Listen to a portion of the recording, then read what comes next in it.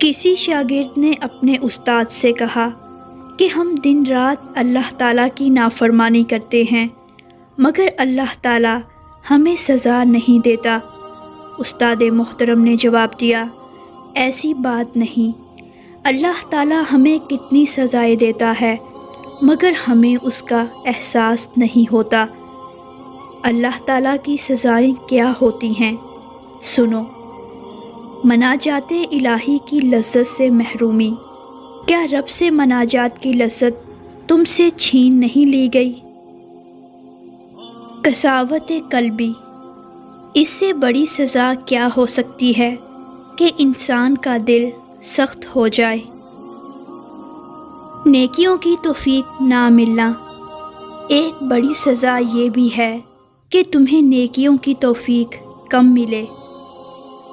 تلاوت قرآن سے غفلت، کیا ایسا نہیں ہوتا کہ دن کے دن گزر جاتے ہیں مگر تلاوت قرآن کی توفیق نہیں ملتی، حالانکہ اللہ تعالیٰ نے قرآن پاک میں خود ارشاد فرمایا ہے کہ اگر یہ قرآن پہاڑ پر نازل ہوتا تو وہ اللہ کے خوف سے ریزہ ریزہ ہو جاتا۔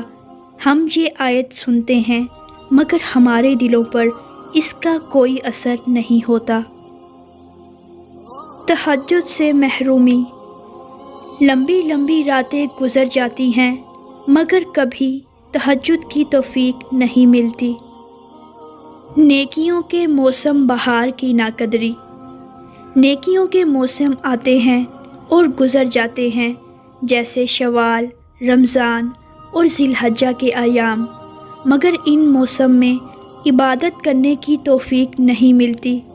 اس سے بڑی سزا کیا ہو سکتی ہے؟ عبادت کو بوجھ محسوس کرنا، کیا تم عبادت کو ایک بوجھ کی طرح محسوس نہیں کرتے؟ ذکر الہی سے لاپرواہی، کیا اللہ کے ذکر سے تمہاری زبان خاموش نہیں رہتی؟ نفسانی خواہشات کے سامنے شکست، کیا نفسانی خواہشات کے سامنے تم خود کو کمزور محسوس نہیں کرتے؟